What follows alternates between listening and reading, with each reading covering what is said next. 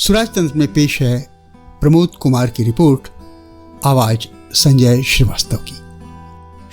शिमला समझौते से पहले कांग्रेस ये सोच करके खुश हो सकती है कि वह राष्ट्रीय, देशव्यापी और विपक्षी दलों में सबसे बड़ी पार्टी है। उसका दबदबा चुनाव में जाने और नतीजों के आने के बाद भी बना रहेगा।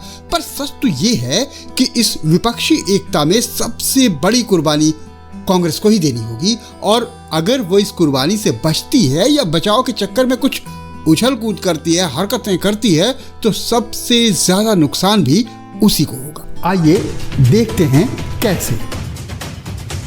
स्वराज तंत्र स्वराज लाने के सरकारी दावों और देश की वर्तमान राजनीति पर सटायर कॉलम है।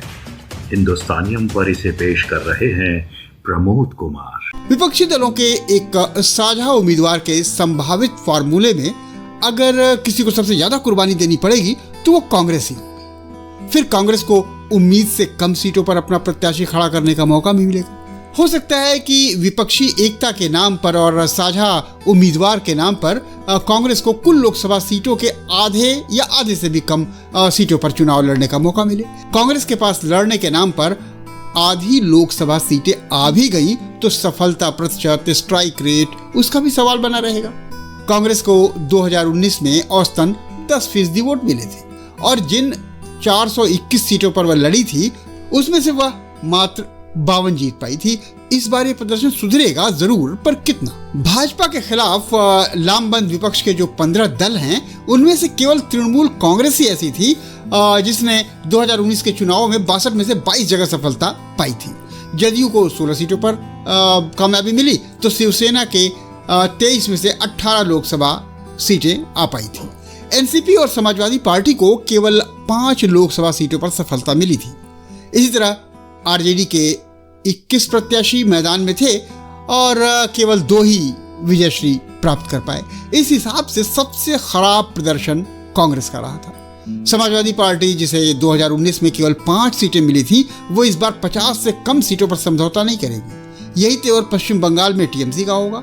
तो बिहार में जदयू और आरजेडी कुल मिलाकर 38 लोकसभा सीटों पर अपना क्लेम जरूर ठोकेंगी, बल्कि उस पर अड़ेंगी। भाजपा को 2019 में समूचे देश में लगभग 30% से ज्यादा वोट मिले थे। सहयोगी दलों समेत यानी पूरे एनडीए की बात करें तो ये आंकड़ा 40% से कुछ ज्यादा निकल जाता है। भाजपा का इंटरनल कैलकुलेशन है कि देश के दक्षिणी हिस्से को अगर छोड़ दें तो बाकी ज्यादातर हिस्से में, इलाके में हर लोकसभा सीट पर जो 80% हिंदुत्व वाला वोट है ना, उसका केवल 40% उसे मिल जाए तो वो वैतरणी पार हो सकती है।